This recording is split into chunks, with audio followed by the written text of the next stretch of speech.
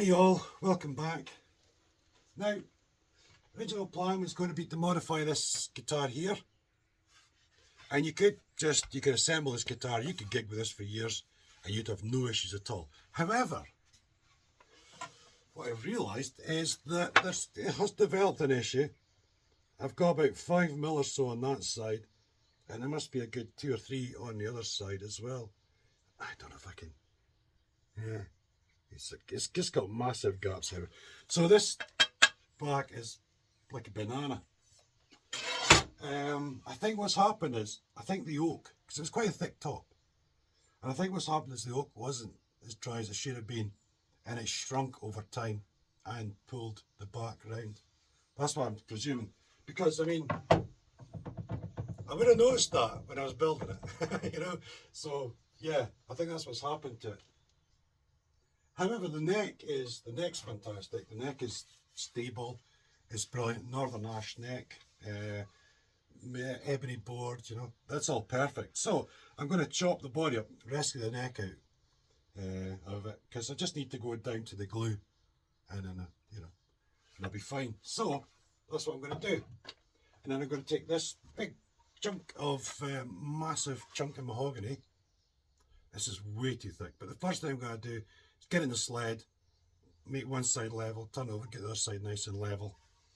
And then I'm going to cut it in half, down that way, so that I can then fit the 2 pieces through the bandsaw and rescue. I could easily cut off like 25mm thick boards off of that and use it for something else. I need roughly about 27-28mm thick for the guitar body, and stick this 18mm thick ash top on that, which will give me about 45-46mm, which is way more than I need anyway. And then make a new body for this. Now, I know that I could probably do some of this.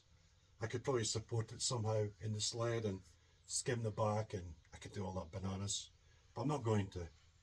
It doesn't really this mahogany here. I know this was bone dry. This came off an old snooker table, one of these great big 12-foot full-size snooker tables. So this is old and it's well and truly dry. So I think the oak must have been the problem. But yeah, I wouldn't release that into the wild.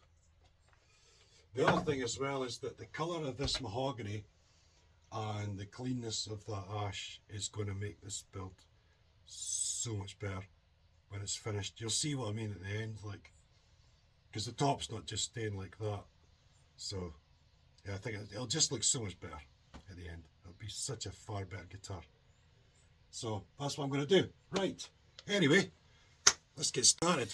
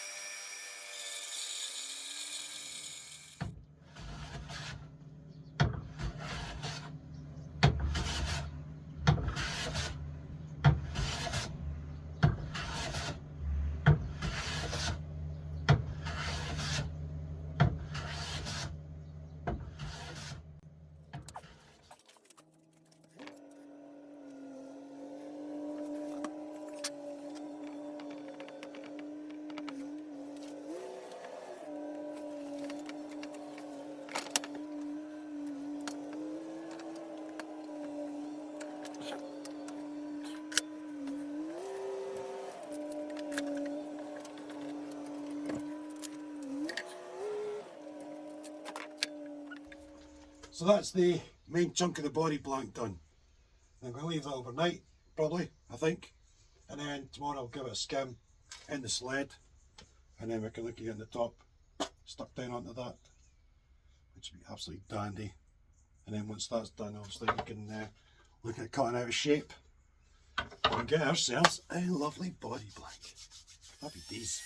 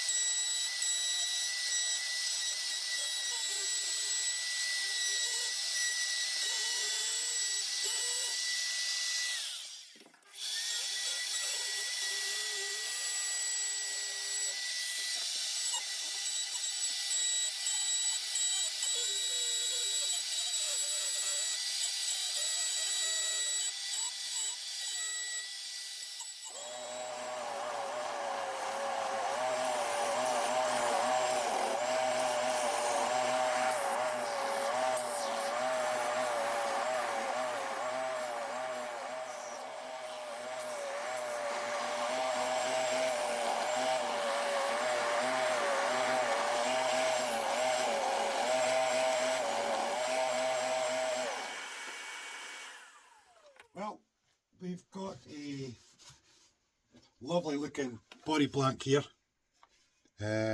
Lovely big sandwich. And I've put just like mineral spirits on that side so you can see the sort of colour it's going to be. It's going to look beautiful when it's done. The mahogany is a beautiful colour and it's a nice wood. The ash is very clean. So, because the idea is to have fake binding, so that the ash is really nice for that as well. So I did that, and then I was chopping up the other guitar to get the neck out and stuff. But I've started, like, see the fretting starting to appear and things, just getting the heels squared off, and then thought, no, I just wouldn't release that into the wild. My name on it, no. So I've ordered up a new neck blank. I explained to my friend, I says, look, for the sake of 100 quid, 100 UK pounds, you're going to have a guitar that's like far superior to what that was going to be. So, and if if he wasn't happy with that, I wouldn't care. I would just keep it myself. But yeah, he seems quite happy with that anyway. But yeah, it's going to be so much nicer. Speaking of mates, I've got one up the road there who's got a really lovely PRS. And what I'm going to do is I think I'll take the body blank with me and sort of compare it against his and mark out some lines and things about how the car's done on his and stuff. I won't be able to get exact because I think the PRS has a little lip round the side, and using my carving method, that's really kind of tricky to get exact. So, but that's okay. I'm still curious. I'm more interested in the sort of where the top is, where the bridge and everything sits, and that, how far in that is and stuff. That's still, why not? He's got one. Just take up a ruler, take the body blank, pencil, do some marking up. Anyway, excuse me. So I'm going to leave this here. Come back. We'll get straight on to starting a neck. Yeah, and go from there. Anyway, thanks for watching. Hope you enjoyed it. Feel free to like, comment as usual, and I'll see you all again soon. Cheers.